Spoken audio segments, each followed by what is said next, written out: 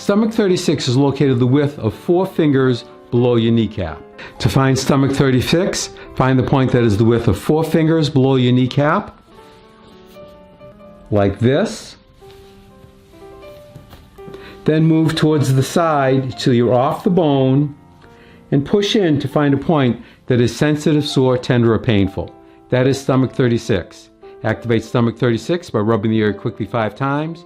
Take a break for a count of 5 and repeat 4 more times. It might look like this.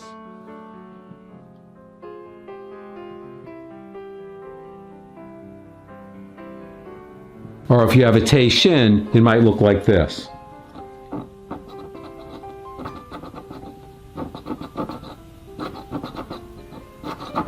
Now find and activate stomach 36 on your other leg.